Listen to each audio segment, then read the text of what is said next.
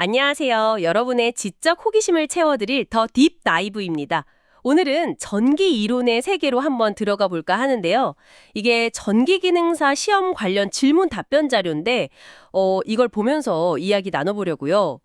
전기가 사실 우리 생활에 꼭 필요한데 원리는 좀 어렵잖아요. 네, 그래서 오늘 목표는 이 개념들을 뭐랄까 딱딱한 이론이 아니라 여러분이 들으시면서 아하 하실 수 있게 좀 쉽고 재미있게 풀어보는 겁니다. 시험 준비하시는 분이나 아니면 그냥 전기가 궁금하셨던 분들 모두에게 딱 맞는 시간이 될 것 같아요. 자료를 쭉 보니까 교류 회로 이야기부터 해서 겨울철 정전기 문제, 또 자기장 원리, 건전지까지 진짜 다양하더라고요. 그럼 바로 한번 시작해 볼까요? 네, 좋습니다. 이 자료들이 전기 이론의 아주 중요한 기초들을 잘 보여주고 있어요. 단순히 답만 찾는 게 아니라 그 질문 뒤에 어떤 원리가 숨어 있는지, 또 그게 우리 생활이랑 어떻게 연결되는지 거기에 좀 초점을 맞춰서 이야기해보면 좋을 것 같습니다. 좋습니다. 그럼 첫 번째 주제, 교류 회로의 효율성, 바로 역률이네요. 여기 보니까 유효전력 P, 무효전력 PR, 피상전력 PA 이런 값들이 주어졌을 때 역률, 그러니까 코사인 세타, 이거 어떻게 구하냐는 질문인데요. 용어가 좀 어렵네요. 이게 무슨 뜻인가요? 네, 그 용어부터 간단히 말씀드리면요. 피상전력 PA는 발전소에서 우리한테 보내주는 전체 전력이라고 보시면 돼요. 그리고 유효전력 P는 그중에서 실제로 우리가 전등을 켜거나 모터를 돌리는 데 쓰는 진짜 일을 하는 전력이고요. 무효전력 PR은 일은 안 하지만 전압을 유지하거나 하는 데 필요한 약간은 어쩔 수 없이 생기는 전력이에요. 헛심 같다고 할까요? 그래서 질문의 답은 코사인 세타는 P분의 PA인데 이게 무슨 뜻이냐면 역률은 전체 받은 전력 중에 실제 사용한 전력의 비율이다. 이런 의미입니다. 아하, 그러니까 역률이 높으면 전기를 낭비 없이 좀 알뜰하게 쓴다, 이런 거군요. 네, 정확합니다. 역률은 보통 0에서 1 사이 값인데 1에 가까울수록 효율이 좋은 거죠. 이게 만약에 역률이 낮으면요. 똑같은 일을 하려고 해도 전기를 더 많이 끌어와야 해요. 전류가 더 많이 흐른다는 거죠. 그럼 뭔가 안 좋은 건가요? 그렇죠. 전류가 많이 흐르면 전선에서 열이 더 많이 나고 그러니까 손실이 커지고요. 변압기 같은 설비도 더 큰 용량이 필요하게 되죠. 그래서 전력회사나 큰 공장 같은 데서는 이 역률을 일부러 높이려고 콘덴서 같은 설비를 달기도 합니다. 에너지 전력이랑 바로 연결되는 중요한 개념이에요. 와, 이게 그냥 효율 문제가 아니라 경제적으로도 중요한 거였군요. 자, 방금은 전기가 흐르는 이야기였는데 이번엔 전기가 머물러 있다가 말썽을 부리는 경우. 바로 정전기네요. 정전기 방지 대책 중에 틀린 걸 고르는 문제인데 보기가 대전 방지제 사용, 접지, 배관 내 액체 속도 제한, 그리고 습도를 30% 이하로 유지 이거네요. 여기서 이제 약간 반전이 있습니다. 틀린 답은 바로 습도를 30% 이하로 건조하게 유지하는 것입니다. 오히려 습도를 높여야 정전기가 방지됩니다. 네, 정말요. 보통 건조할 때 정전기 더 심하지 않나요? 겨울에요. 습도를 높여야 한다고요. 맞습니다. 그게 왜냐하면 공기 중에 수증기, 즉 습기가 많으면요. 물 분자들이 전하를 쉽게 옮겨줘요. 그래서 표면에 전하가 너무 많이 쌓이는 걸 막아주고 쌓이더라도 공기 중으로 쉽게 빠져나가게, 그러니까 방전되게 도와줍니다. 아, 그래서 건조하면 더 심하구나. 그렇죠. 건조한 환경에서는 전하가 갈 곳이 없으니까 표면에 계속 쌓여 있다가 우리가 스웨터 벗거나 문고리 잡을 때 한 번에 탁 하고 방전되는 거죠.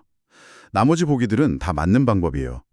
접지는 전하를 땅으로 흘려보내는 거고 대전 방지제는 표면 저항을 낮춰서 아예 전하가 잘 안 쌓이게 하고 유속 제한은 액체가 흐르면서 마찰로 생기는 정전기를 줄이는 거고요. 그렇군요. 와, 습도를 높여야 한다니 이건 진짜 확실히 기억해야겠어요. 이게 그냥 좀 불쾌한 정도가 아니라 산업 현장에서는 화재나 폭발 위험도 있다면서요? 네, 맞아요. 특히 반도체 공장처럼 아주 작은 정전기에도 민감한 곳이나 주유소처럼 유증기가 있는 곳에서는 정전기 관리가 정말 중요합니다. 생명과 직결될 수도 있어요. 그렇군요. 자, 다음 질문으로 가보겠습니다. 이번엔 RLC 직렬 회로인데요. R은 저항, L은 코일, C는 축전기. 맞죠? 네, 맞습니다. 이 세 개가 직렬로 연결된 회로가 공진 상태일 때 뭐가 최대가 되냐는 질문이에요. 저항, 임피던스, 전류, 전압 중에서요. 근데 임피던스 이건 또 뭔가요? 저항이랑 다른 건가요? 네, 임피던스 Z는 교류 회로에서 전류 흐름을 방해하는 종합적인 저항이라고 생각하시면 됩니다. 직류에서는 그냥 저항 R만 고려하면 되는데 교류에서는 코일 L과 축전기 C도 전류 흐름에 영향을 주거든요. 코일은 유도성 리액턴스 WL, 축전기는 용량성 리액턴스 W분의 1C라는 저항 성분을 가지는데 이 둘의 성질이 좀 반대예요. 공진이라는 건 특정 주파수에서 이 두 리액턴스 크기가 정확히 같아져서 서로 상쇄되는 아주 특별한 상태를 말합니다. WL은 W분의 1C, 이게 딱 맞아떨어지는 거죠. 아, 서로 상쇄된다고요? 그럼 회로 전체의 방해, 그러니까 임피던스는 어떻게 되나요? 네, 정확히 보셨어요. 리액턴스 성분이 사라지니까 회로 전체 임피던스 Z는 그냥 순수한 저항 R 값만 남게 됩니다. Z 이퀄 R 이렇게요. 이게 이 회로에서 임피던스가 가질 수 있는 제일 작은 값, 즉 최소값이 되는 순간이에요. 아, 임피던스가 최소가 된다. 그렇죠. 그럼 옴의 법칙 I는 VZ를 생각해보면 전압 V가 일정할 때 분모인 임피던스 Z가 최소가 되니까 분자인 전류 I는 어떻게 될까요? 아, 반대로 최대가 되겠네요. 네, 맞습니다. 그래서 정답은 전류입니다. 공진 상태에서는 전류가 최대가 됩니다. 임피던스는 최소, 전류는 최대. 와, 이해됐어요. 이게 우리 실생활에도 쓰이나요? 그럼요. 아주 대표적인 게 바로 라디오 수신기예요. 방송국마다 각기 다른 주파수로 전파를 쏘잖아요. 우리가 라디오 다이얼을 돌리는 게 바로 이 RLC 회로의 L이나 C값을 조절하는 거거든요. 그래서 내가 듣고 싶은 방송국 주파수에서 딱 공진이 일어나게 만들면 그 주파수의 신호, 즉 전류만 가장 강하게 들어오고 나머지는 약해지는 거죠. 일종의 필터 역할을 하는 거예요. 와, 그냥 채널 돌리는 건 줄 알았는데 그 안에 이런 원리가 있었군요. 진짜 신기합니다. 자, 다음은 전류와 자기장 사이의 관계에 대한 질문입니다. 전류가 흐르면 주변에 자기장이 생긴다고 하는데 이 자기장의 세기를 설명하는 법칙이 뭐냐는 거예요. 보기는 옹, 렌츠, 키르히오프, 비오사바르 법칙. 이름들이 다 어렵네요. 네, 정답은 비오사바르 법칙입니다. 이 법칙은 전류가 흐르는 도선의 아주 작은 부분, 그 부분이 특정 지점에 만드는 자기장의 크기와 방향을 정확하게 계산할 수 있는 식을 제공해요. 마치 레고 조각처럼 이런 작은 부분들이 만드는 자기장을 다 합치면 도선 전체가 만드는 총 자기장을 알 수 있게 되는 거죠. 그럼 다른 법칙들은요? 옴의 법칙이나 키르기호프 법칙도 엄청 유명하잖아요. 전기 배울 때 꼭 나오던데. 네, 그렇죠. 아주 중요하지만 역할이 좀 다릅니다. 옴의 법칙은 전압, 전류, 저항 사이의 관계, 즉 V 이퀄 IR 이걸 설명하고요. 키르요프 법칙은 복잡한 회로에서 전류나 전압이 어떻게 나뉘는지 그 규칙을 알려주는 거고요.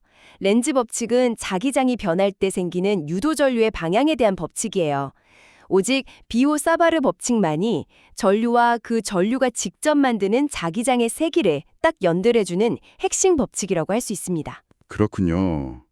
비오사바르. 이름은 어렵지만 전류랑 자기장 세기를 직접 연결한다. 이걸 기억해야겠네요. 이게 또 어디에 많이 쓰일까요? 이건 전자기학의 거의 기본 중의 기본이라서요. 응용 분야는 정말 넓습니다. 우리가 매일 쓰는 모터가 도는 원리, 발전기가 전기 만드는 원리, 병원에서 쓰는 MRI 장비 원리, 이런 것들의 기초가 다 이 법칙에서 시작됩니다. 작은 스마트폰 진동 모터부터 엄청 큰 발전소 발전기까지 크기는 달라도 기본 원리는 이걸 바탕으로 하는 거죠. 와, 정말 기본적이면서도 아주 중요한 법칙이었네요. 다음은 코일에 대한 질문입니다. 코일에 자체 인덕턴스 L이라는 게 있는데 이게 코일을 감은 횟수, 권선수 N이랑 어떤 관계냐는 거예요. 정비례, 제곱의 비례, 세제곱 아니면 반비례. 정답은 제곱의 비례입니다. L이 N 제곱의 비례예요. L 프로포셔널 N 제곱. 공식을 좀 더 자세히 보면 L은 뮤 AN 제곱 L 이렇게 되는데 여기서 뮤는 투자율, A는 단면적, L은 길이고요. 다른 조건이 다 똑같다면 코일을 감은 횟수 N을 2배로 늘리면 인덕턴스 L인 4배, 3배로 늘리면 9배가 되는 식입니다. 제곱이요? 그냥 감은 만큼 늘어나는 게 아니고 제곱이라니 이건 좀 의외인데요? 네, 그냥 비례하는 것보다 훨씬 더 크게 증가하죠. 그럼 이 인덕턴스라는 게 정확히 뭔가요? 무슨 역할이죠? 자체 인덕턴스는요, 코일 스스로가 자기한테 흐르는 전류의 변화를 싫어하는 성질, 그걸 방해하려는 정도를 나타내는 값이에요. 전류가 갑자기 늘어나려고 하면 그걸 막으려고 하고, 갑자기 줄어들려고 하면 또 그걸 막으려고 하고, 자체적으로 반대 방향 전압을 만들어내거든요. 변화를 싫어하는 일종의 전기적인 관성이랄까요? 아하, 변화를 싫어하는 성질. 그래서 코일이 어디에 쓰이나요? 이런 성질 때문에 전류가 갑자기 확 변하는 걸 좀 부드럽게 만들어주는 필터 역할로 많이 쓰이고요. 또 에너지를 자기장 형태로 잠깐 저장했다가 내보내는 그런 에너지 저장 소자로도 쓰입니다. 전원 공급 장치나 통신 회로 같은 데 아주 중요하게 들어가죠. 그런데 이걸 몇 번 감느냐가 성능의 제곱으로 영향을 주니까 설계할 때 정말 신중하게 계산해야 하는 부분입니다. 제곱 관계. 네, 확실히 기억에 남을 것 같습니다. 자, 이번에는 계산 문제네요. 1m 떨어져 있는 평행한 도선 두 개에 똑같은 크기의 전류가 흐른대요. 이때 도선 사이에 작용하는 힘이 1m 길이에 4 곱하기 10의 마이너스 7 뉴턴이라면 전류 크기는 얼마일까요? 공식이 필요하겠죠. 네, 평행한 두 도선 사이에 작용하는 힘 공식이 있습니다. 단위 길이당 힘은 식이 좀 복잡해 보일 수 있는데 FL 이퀄 뮤 제로 I1 I2 2파이 R 이렇게 주어지거든요. 여기서 뮤 제로는 진공의 투자율이라는 상수값 4파이 곱하기 10의 마이너스 7이고 I1 I2는 각 도선 전류 R은 두 도선 사이 거리예요. 이걸 좀 더 간단하게 정리하면 FL 이퀄 2I1 I2 R 곱하기 10의 마이너스 7 NM 이렇게 됩니다. 아, 네. 그럼 문제에 나온 값들을 넣으면 되겠네요. 맞습니다. 문제에서 거리는 R은 1m, 단위 길이당 힘은 FL 이퀄 4 곱하기 10의 마이너스 7승 뉴턴미터. 이거고 두 전류가 같다고 했으니까 I1은 I2 이퀄 I로 두면 되죠. 이걸 식에 넣으면 4 곱하기 10의 마이너스 7승 이퀄 2I 제곱 곱하기 10의 마이너스 7승 이렇게 돼요. 아, 양쪽에 10의 마이너스 7승이 있네요. 네, 그걸 약분하면 4 이퀄 2I 제곱이 남죠. 그럼 I 제곱은 2가 되고 따라서 전류 I는 루트 2 암페어 A가 됩니다. 약 1.414 암페어 정도 되겠네요. 오, 계산은 생각보다 간단하네요. 루트 2A. 이 문제도 뭔가 특별한 의미가 있나요? 네, 아주 중요한 의미가 숨어 있습니다. 사실 이 평행 도선 사이에 작용하는 힘을 이용해서 전류의 단위인 암페어 A를 정의합니다. 국제표준 정의가 뭐냐면 1m 떨어진 무한히 긴 두 평행 도선에 같은 전류를 흘렸을 때 1m당 2 곱하기 10의 마이너스 7승 뉴턴의 힘이 작용하게 하는 전류 크기를 1암페어라고 약속했어요. 그러니까 우리가 방금 푼 문제가 바로 그 암페어 정의와 관련된 원리를 확인하는 계산이었던 셈이죠. 와, 우리가 맨날 쓰는 그 전류 단위 암페어가 이렇게 정의된 거였군요. 야, 이거 정말 흥미로운데요. 다음 주제로 넘어가 보죠. 이번엔 빛에 관한 건데 완전 확산면이라는 게 있대요. 이게 이상적인 표면인데 어느 방향에서 봐도 뭐가 동일할까요? 보기는 광속, 휘도, 조도, 광도. 아, 이거 또 용어가 휘도는 좀 낯서네요. 정답은 휘도 루미넨스입니다. 휘도는 쉽게 말하면 표면이 얼마나 밝게 보이냐 그 정도로 나타내는 양이에요. 완전 확산면이라는 건 빛을 반사하거나 스스로 빛을 낼 때 어느 각도에서 보더라도 그 밝기, 즉 휘도가 똑같이 보이는 이상적인 표면을 말합니다. 예를 들면 아주 잘 만든 무광택 흰색 종이 같은 걸 생각하시면 이해가 쉬울 거예요. 어느 방향에서 봐도 밝기가 거의 비슷하게 느껴지잖아요. 아, 무광택 흰색 종이. 네, 느낌 오네요. 그럼 다른 보기들은 왜 아닌가요? 네, 광속은 광원에서 나오는 빛의 총량이고요. 조도는 어떤 면에 빛이 얼마나 도달하는지, 광도는 특정 방향으로 빛이 얼마나 세게 나가는지를 의미해요. 완전 확산면이라도 보는 각도에 따라 우리 눈으로 들어오는 빛의 총량이나 특정 방향의 세기는 달라질 수 있는데 그 표면 자체가 얼마나 밝아 보이느냐 하는 휘도는 일정하게 유지된다는 게 특질입니다. 이 휘도라는 개념은 조명 설계할 때나 아니면 디스플레이 화질, 특히 시야각 평가할 때 아주 중요하게 쓰입니다. 휘도. 어느 각도에서 봐도 같은 밝기. 네, 알겠습니다. 다음은 유전율이라는 것의 단위가 뭐냐는 질문입니다. 패럿 퍼 미터, FM, 볼트 퍼 미터, VM, 쿨롱 퍼 제곱미터, cm 제곱, 헨리 퍼 미터, hm 중에서 골라야 하네요. 유전율의 단위는 FM, 즉 페럿퍼미터입니다. 단위에 패럿, F가 들어가는 걸 보면 힌트를 얻을 수 있는데요. 패럿은 축전기, 그러니까 커패스터의 용량 단위거든요. 유전율, 엡실론이라는 건 어떤 물질이 전기장 안에 있을 때 전하를 얼마나 잘 모으거나 혹은 전기장에 얼마나 잘 반응해서 분극되는지 그 능력을 나타내는 척도예요. 아, 그럼 축전기랑 관련이 깊은 거군요. 네, 그렇습니다. 축전기를 만들 때 두 개의 도체판 사이에 유전체라는 물질을 넣는데 이 유전체의 유전율 값이 클수록 더 많은 전하를 저장할 수 있어요. 즉, 축전기의 용량이 커지는 거죠. 그래서 단위에 패럿이 들어가는 겁니다. 참고로 VM은 전기장의 세기 단위고 cm 제곱은 전속 밀도, HM은 자기장과 관련된 투자율의 단위입니다. 패럿 퍼 미터. 축전기랑 연결하니까 기억하기 훨씬 쉽네요. 자, 이제 거의 끝나갑니다. 9번째는 전기력선에 대한 설명 중 틀린 걸 찾는 문제예요. 보기 1. 같은 전기력선은 서로 흡입한다. 2. 서로 교차하지 않는다. 3. 도체 표면의 수직으로 추집한다. 4. 양전하에서 나와 음전하에서 끝난다. 이 중에서 틀린 거요. 여기서 틀린 설명은 1번, 같은 전기력선은 서로 흡입한다입니다. 전기력선은 전기장의 방향과 세기를 눈으로 보기 쉽게 그린 가상의 선인데 중요한 성질 중 하나가 같은 종류의 전하, 그러니까 양전하와 양전하 또는 음전하와 음전하에서 나온 전기력선들은 서로 밀어냅니다. 반발력이 작용해요. 마치 자석 같은 극끼리 밀어내는 것과 비슷하다고 생각하시면 돼요. 끌어당기는 게 아니라 서로 밀어냅니다. 그렇죠. 같은 것끼리는 밀어내죠. 자석 생각하면 쉽네요. 그럼 나머지 보기들은 다 맞는 설명이군요. 네, 맞습니다. 전기력선은 절대로 서로 만나서 교차하지 않고요. 만약 교차하면 한 점에서 전기장 방향이 2개 이상이라는 건데 그건 말이 안 되거든요. 그리고 항상 도체 표면과는 수직으로 만나거나 나옵니다. 만약 비스듬하다면 표면 방향으로도 전기장 성분이 있다는 건데 그럼 도체 내 자유전자가 움직여서 전류가 흘러야 하거든요. 정전기 상태에서는 전류가 없으니까요. 마지막으로 항상 양 플러스 전하에서 시작해서 마이너스 전하에서 끝나거나 아니면 짝이 없으면 저 멀리 무한대로 뻗어나갑니다. 이 규칙들을 알면 전기장 모양을 이해하는 데 아주 도움이 됩니다. 전기력선의 규칙들. 네, 명확하게 정리가 되네요. 자, 드디어 마지막 질문입니다. 우리가 쓰는 전지 중에서 1차 전지로 가장 많이 쓰이는 게 뭐냐는 질문이에요. 니켈, 카드미움, 연료전지, 망간 건전지, 납축전지. 네, 우선 1차 전지라는 건 한 번 다 쓰면 그냥 버리는 전지, 다시 충전해서 쓸 수 없는 일회용 전지를 말합니다.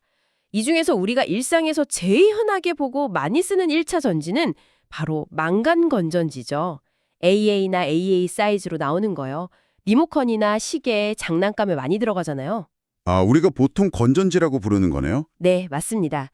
알카라인 건전지도 망간 건전지를 좀 더 개선한 건데 역시 1차 전지에 속하고요. 아, 그럼 다른 것들은 1차 전지가 아닌가요? 니켈, 카드뮴이나 납축전지는요? 네, 니켈 카드뮴 전지, 나ICD, 납축전지, 이건 자동차 배터리로 많이 쓰이죠? 이런 것들은 여러 번 충전해서 다시 쓸 수 있는 2차 전지입니다. 연료전지는 또 조금 개념이 다른데 수소 같은 연료를 계속 넣어주면 전기를 계속 만드는 약간 발전기 같은 장치예요. 그래서 문제의 답은 망간 건전지입니다. 망간 건전지, 제일 흔한 일호용 배터리. 네, 이렇게 보니까 전지 종류도 참 많네요. 맞습니다. 각각 장단점이나 특성이 달라서 용도에 맞게 정말 다양한 기술들이 개발되고 쓰이고 있죠. 우리가 쓰는 휴대용 기기들이 발전해온 역사가 곧 배터리 기술 발전의 역사라고 해도 과언이 아닐 정도예요. 자, 이렇게 전기 기능사 Q&A 자료를 통해서 전기 이론의 여러 핵심 개념들을 훑어봤습니다. 역률부터 시작해서 정전기 방지법의 의외의 사실, RLC 공진, 비오-사바르 법칙, 인덕턴스의 제곱 비례, 암페어 정의의 배경, 휘도, 유전율, 전기력선 규칙, 그리고 망간 건전지까지. 와, 정말 많은 내용을 다뤘네요. 네, 오늘 살펴본 개념들이 각각 떨어져 있는 것 같지만 사실은 다 전자기학이라는 큰 틀 안에서 서로 연결되어 있습니다. 예를 들어 전류가 자기장을 만든다는 비오사바르 법칙이 코일의 인덕턴스라는 특성으로 이어지고 전기력성 개념은 전기장, 유전율, 축전기의 원리를 이해하는 기반이 되죠. 이런 상호작용들이 다 모여서 우리가 쓰는 기술을 만드는 거고요. 오늘 저희 이야기가 여러분의 전기 지식을 넓히는데 조금이나마 좀 즐거운 시간이 되었기를 바랍니다. 저도 옆에서 들으면서 정말 많이 배웠습니다. 마지막으로 여러분께 이런 질문 하나 던져보면서 마무리할까 하는데요. 오늘 우리가 이야기 나눈 여러 전기, 자기 현상들 있잖아요. 전류가 자기장을 만들고 코일이 에너지를 저장하면서 전류 변화를 막고 특정 주파수에서 에너지가 모이는 공진이 일어나고 물질마다 전기적 성질이 다르고 이런 기초 원리들이 우리가 매일 쓰는 스마트폰 무선 충전이나 와이파이 같은 기술에는 과연 어떤 식으로 녹아들어가서 작동하고 있을까요? 이 질문을 한번 곱씹어 보시면 오늘 내용이 훨씬 더 생생하게 다가오지 않을까 싶습니다. 와, 정말 좋은 질문인데요. 우리가 그냥 편하게 쓰는 기술들 속에 오늘 이야기한 원리들이 다 숨어 있다는 거군요. 깊이 생각해 볼 만한 주제를 주셨습니다. 오늘 함께해 주셔서 정말 감사합니다. 저희는 다음 시간에 더 흥미로운 지식으로 여러분을 찾아뵙겠습니다.